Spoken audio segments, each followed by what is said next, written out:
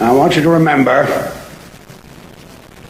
that no bastard ever won war by dying for his country. He won it by making the other poor dumb bastard die for his country. And then all this stuff you heard about America not wanting to fight, wanting to stay out of the war, is a lot of horse dung. Americans traditionally love to fight. All real Americans love the sting of battle. When you were kids, you all admired the champion marble shooter, the fastest runner, big league ball players, the toughest boxers. Americans love a winner and will not tolerate a loser. Americans play to win all the time. I wouldn't give a hoot in hell for a man who lost and laughed. That's why Americans have never lost and will never lose a war, because the very thought of losing is hateful to Americans. Now, an army is a team. It lives, eats, sleeps, fights as a team. This individuality stuff is a bunch of crap. The bilious bastards who wrote that stuff about individuality for the Saturday Evening Post don't know anything more about real battle than they do about fornicating. Now, we have the finest food and equipment, the best spirit, and the best men in the world. You know, by God, I actually pity those poor bastards we're going up against. By God, I do. We're not just going to shoot the bastards. We're going to cut out their living guts and use them to grease the treads of our tanks. We're going to murder those lousy Hun bastards by the bushel. Now,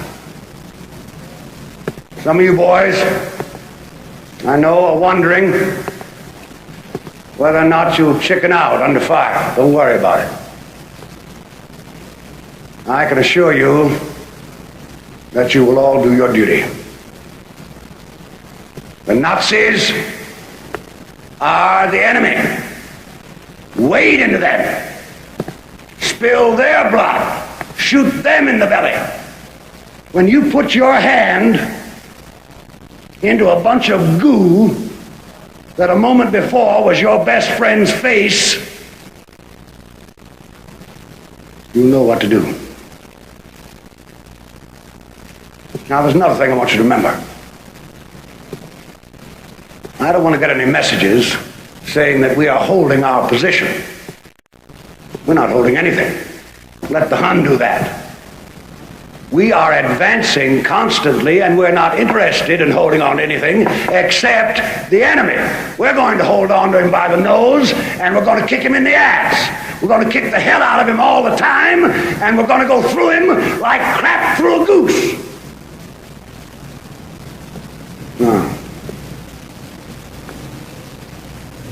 there's one thing that you men will be able to say when you get back home. And you may thank God for it. 30 years from now, when you're sitting around your fireside with your grandson on your knee, and he asks you, what did you do in the great World War II? You won't have to say, well, I shoveled shit in Louisiana. All right, now you sons of bitches, you know how I feel. It's time, Robbie.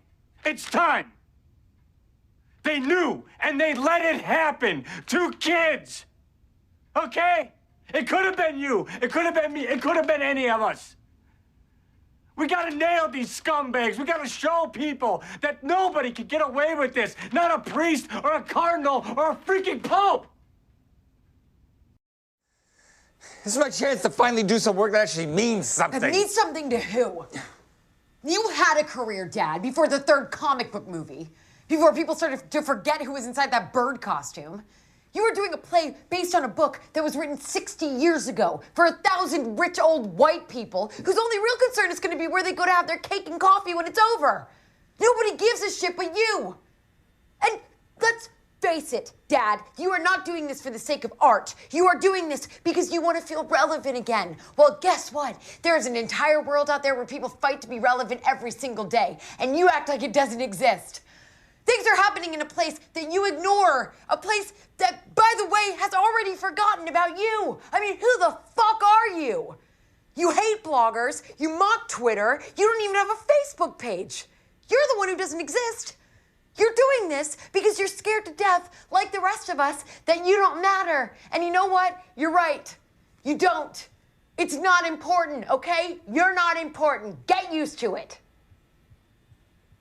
Time is a funny thing. Time is a very peculiar item. You see, when you're young, you're a kid, you got time, you got nothing but time. Throw away a couple of years here, a couple of years there. It doesn't matter, you know. The older you get, you say, Jesus, how much I got? I got 35 summers left. Think about it. 35 summers. For years, I've been telling you guys never to take no for an answer, right? You know, to keep pushing, to never hang up the phone until you get what you want. Because you all deserve it. You know this fucking deal that I'm about to sign, borrowing me from the securities industry, borrowing me from Stratton, my home. The fuck is that? You know? I'll tell you what it is. It's me taking no for an answer, you know? It's them selling me, not the other way around. It's me being a hypocrite is what it is.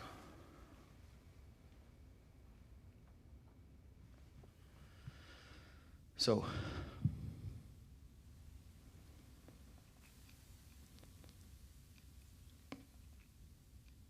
you know what?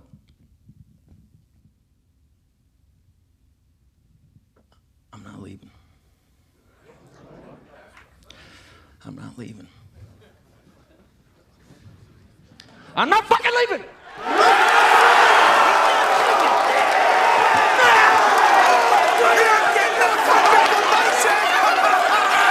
The show goes on!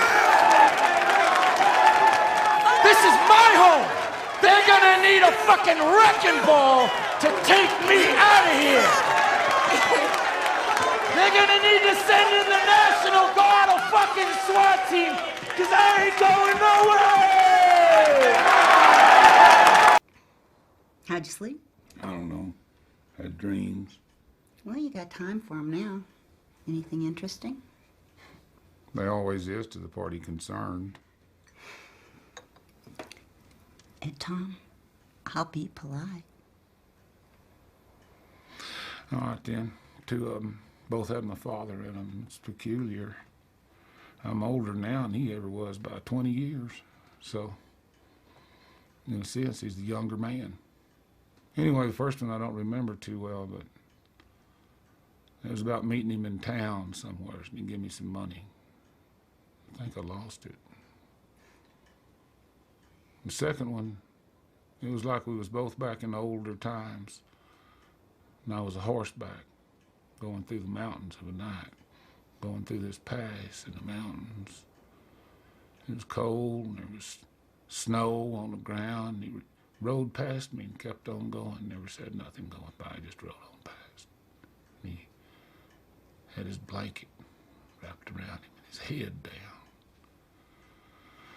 When he rode past, I seen he was carrying fire in a horn, the way people used to do, and I could see the horn from the light inside of it, about the color of the moon.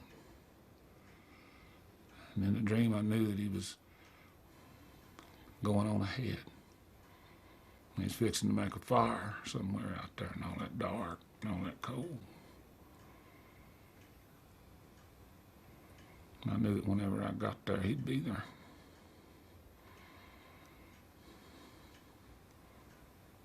Then I woke up.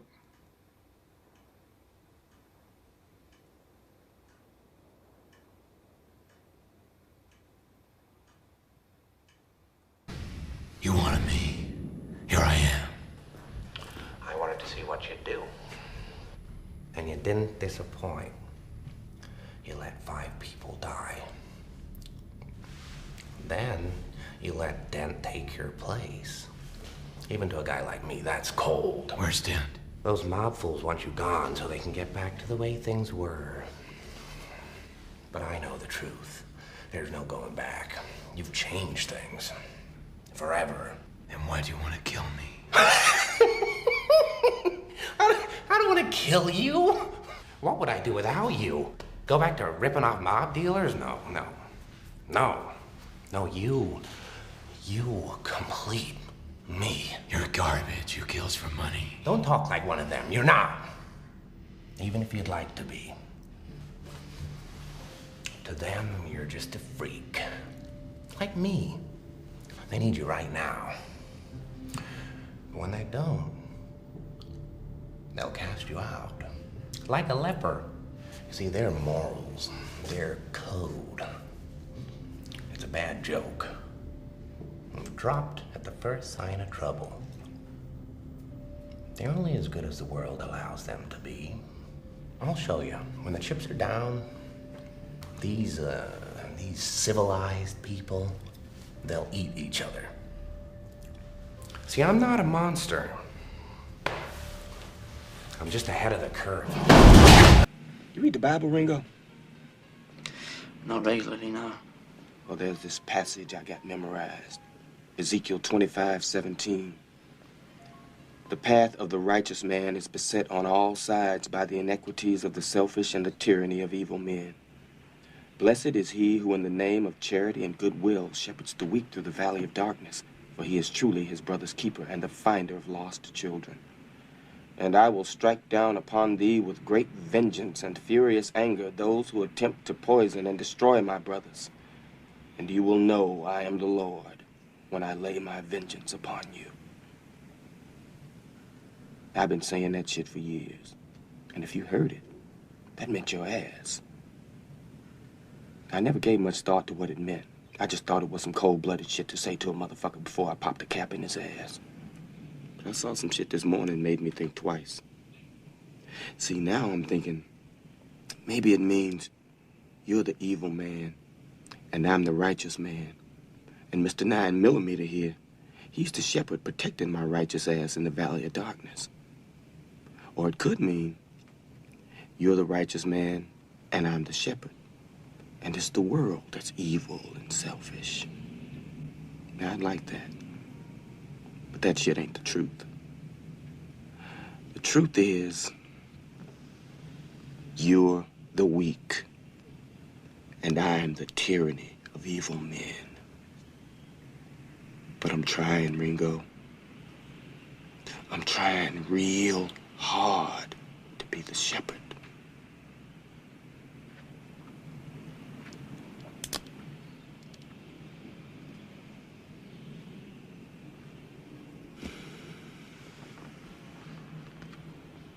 I want to show you something. I want to show you something.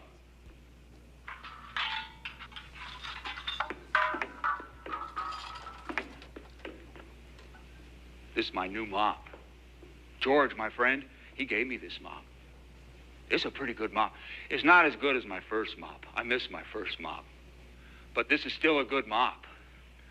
Sometimes you just have to take what life gives you, because life is like a mop. And sometimes life gets full of dirt and crud and bugs and hairballs and stuff. You got to clean it out. You got to put it in here and rinse it off and start all over again.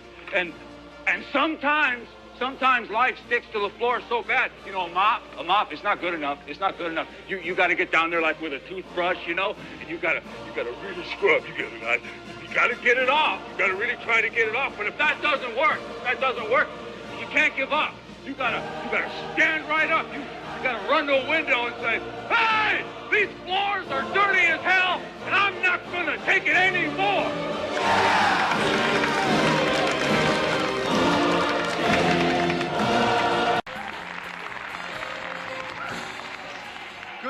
ladies and gentlemen, let me introduce myself. My name is Rupert Pupkin. I was born in Clifton, New Jersey, which was not at that time a federal offense. Is there anyone here from Clifton? Oh, good, we can all relax now. Now, I'd like to begin by saying that my parents were too poor to afford me a childhood in Clifton. But the fact is, you know, that no one is allowed to be really too poor in Clifton, because once you fall below a certain level, they exile you to Passaic.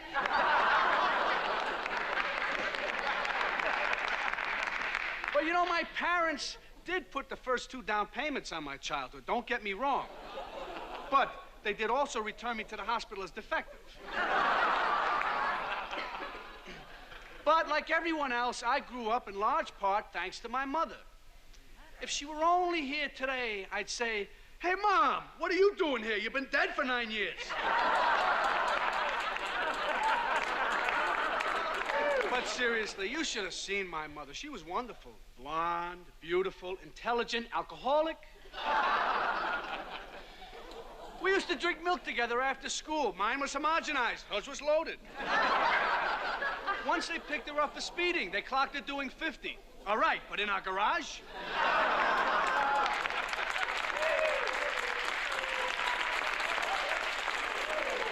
And you know, when they tested her, they found out that her alcohol had 2% blood.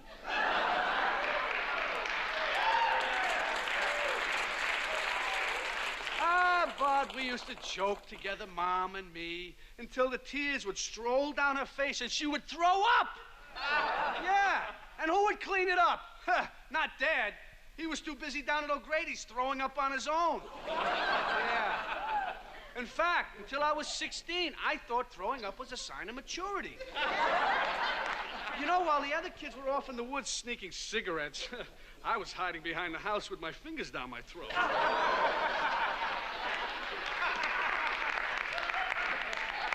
The only problem was I never got anywhere. Until one day my father caught me. And, you know, just as he was giving me a final kick in the stomach for luck, I managed to heave all over his new shoes. That's it, I thought. I've made it. I'm finally a man.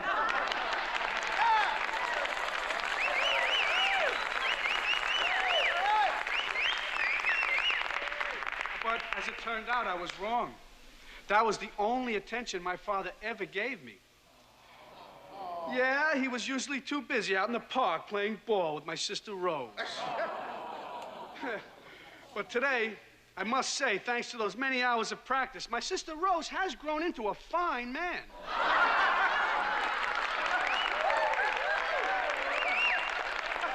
Now, me, I wasn't especially interested in athletics. The only exercise I ever got was when the other kids picked on me.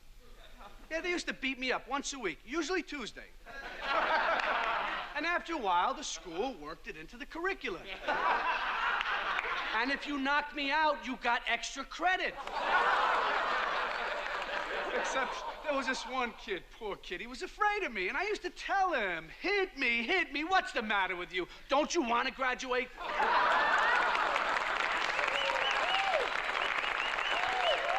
Well, as for me, hey, I was the youngest kid in the history of the school to graduate in traction. But, you know, my only real interest right from the beginning was show business. Even as a young man, I began at the very top, collecting autographs.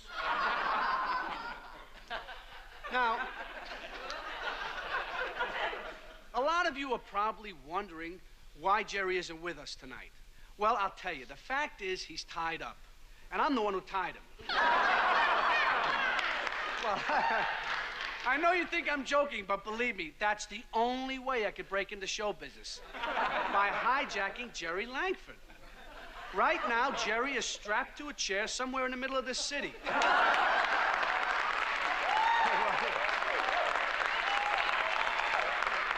go ahead and laugh. Thank you. I appreciate it. But the fact is, I'm here. Now, tomorrow you'll know that I wasn't kidding and you'll think I was crazy. But look, I figure it this way. Better to be king for a night than schmuck for a lifetime.